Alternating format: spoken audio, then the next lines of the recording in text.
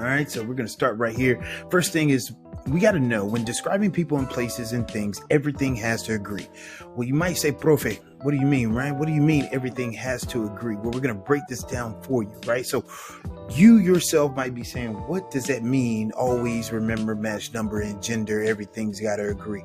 Well, there's 4 key things that we have to take into account when we are creating phrases and sentences and questions in Spanish, right?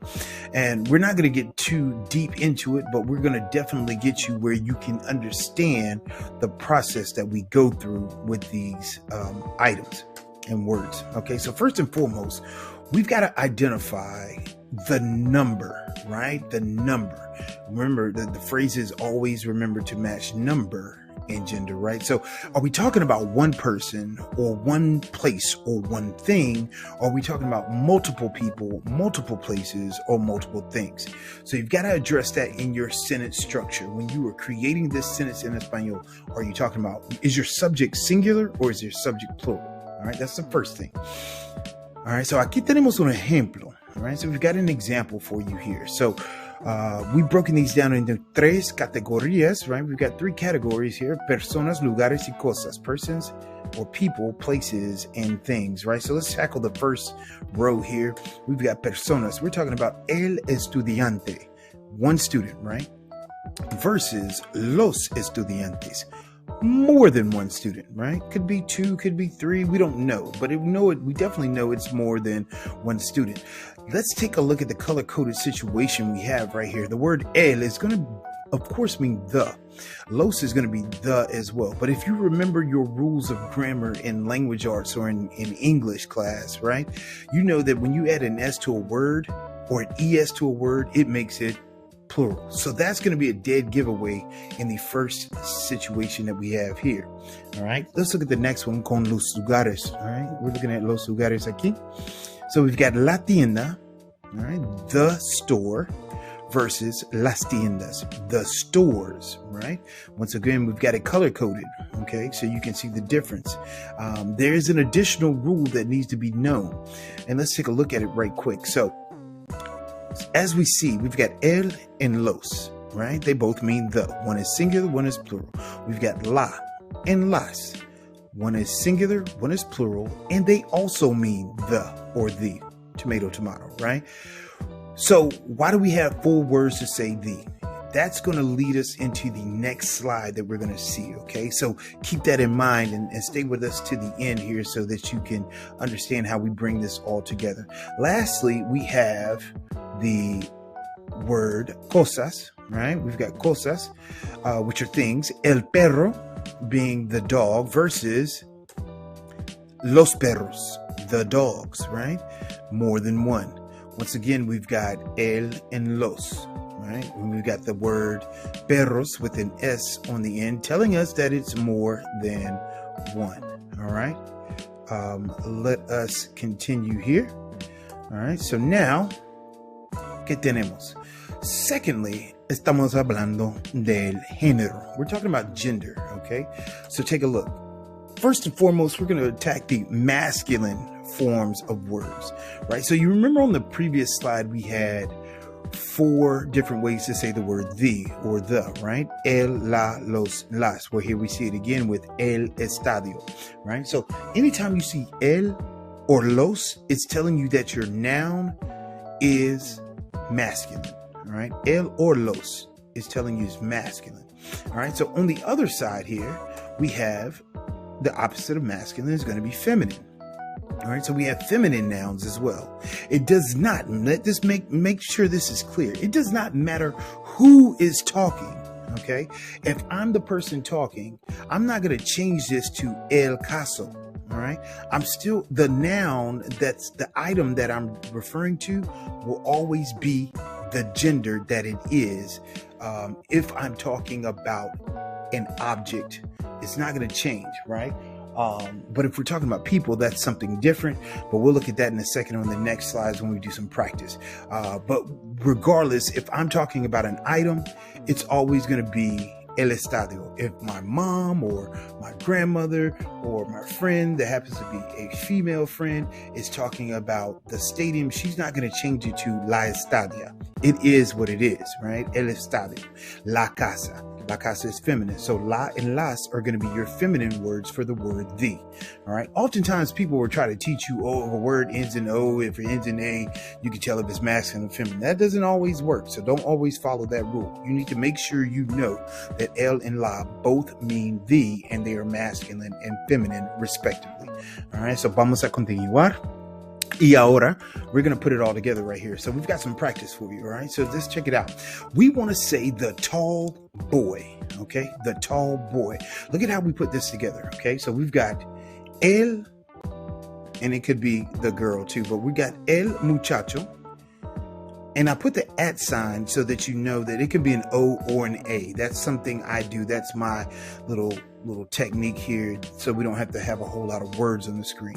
So we've got el muchacho, right? El muchacho. And then we've got the word alto, or it could be alta. But we want to say the tall boy. So look what we brought together. El muchacho alto. Now, if you take a look at this, what you're probably saying to yourself is, man, that's backwards. What are you doing? Well, in Espanol, we're 90% of the time, you're going to put your adjectives after the people that you're referring to.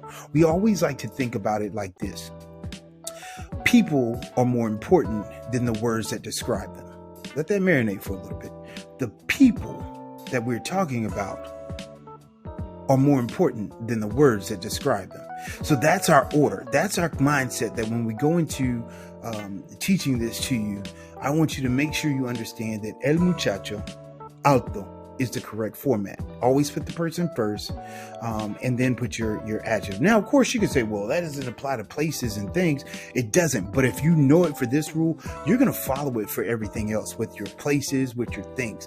Just know that people are more important than the words that describe them. That is going to be the format that you follow for places as well as for things. All right. So vamos a continuar. All right. So let's see what we got here for practice. The first one is the old church. All right, so we've got these words. We're going to say la iglesia, all right, and viejo or vieja. Now, matching this up here, you've got to think to yourself two things, right? Is la iglesia singular or plural? All right, once you have that answer, is it masculine or feminine? Okay, if you have your answer, this has to follow suit. Viejo, vieja. Which one are you going to use? So provide your answer right now. What did you get? ¿Qué tienes? Yes, you should have la iglesia vieja. Okay, the old church. All right. Once again, we're still following the format, right, that we use with people are more important than the words that describe them. That's what we're doing right here. All right, let's try one more here. The tall boys, right? The tall boys. I think I changed this one. Let's see if we got here. Oh, we made it plural. We made it plural now. So we've got los, las, muchacho, muchacha, alto, alta. Let's see what we come up with. All right. The tall boys, you should have los muchachos altos, right? Los muchachos altos. Now, I didn't add the S on the end of muchacho and alto because I wanted you to figure out, okay, I got los, I got las, that's plural. That means I'm going to have to add an S because everything has to match across the board. Always remember to match number and gender, right? So if my numbers are more than one, then my adjective has to be more than one. Thus, my response is going to look like this. Los muchachos altos. All right, here we go. The tall girls. You're on your own on this one. I want you to figure this one out. I'm giving you the same information right here. Okay, we're getting the same information. Los, las, muchacho, muchacha, alto. We want to say the tall girls. ¿Qué tienes? Yes, las muchachas altas. Sí, bien hecho, bien hecho. Okay. And I think this is our last one here. The old churches. We made it plural, so las iglesias. We got viejo, vieja. All right, so what would you come up with para decir the old churches? ¿Cómo se dice the old churches en español? Las iglesias viejas. Excelente. All right, so Oh, we got another one here. I think we got the white paper. We got a couple examples for you here. We want to make sure you know this before you leave tonight. All right, so the white paper, el papel en blanco. And I know we have the plural form of this too, I think. All right, so el papel en blanco or blanca, right? So what would that come up to be? El papel blanco, all right? El papel blanco. See, this is where that rule doesn't follow, where people tell you, oh, if it ends in O, it's masculine. If it ends in A, it's feminine. Hey, this word does not end in O or A, so that rule is not going to follow suit to what they're telling you. So that's why I tell you to focus on knowing, is it el, la, los, or las, right? That's going to be your key, okay? Here we go. The big books. The big books, right? So we've got el libro grande. Make sure you see it says the big books. There's an S on that. So how are we going to make this plural? What are we going to do? All right. This is a full step here. You've got to make everything change here. We have el libro and we've got grande. Is it masculine or feminine? Is it singular or plural? Right. So over here, we don't know if it's masculine or feminine with the adjective, but you do know how to make something plural. They're not asking you if it's masculine or plural or masculine or feminine right here because it ends in E. It's neutral. So you don't have to worry about is it masculine or feminine. You just need to make it plural. Let's see what we got. Los libros grandes. Excelente. All right, so we're wrapping it up right here. So what have you got? Number, right? If we're talking about number, is what you're talking about singular or plural, right? And then gender, all right? So make sure who or what you're talking about always matches your subject, all right? Make sure everything matches up, right?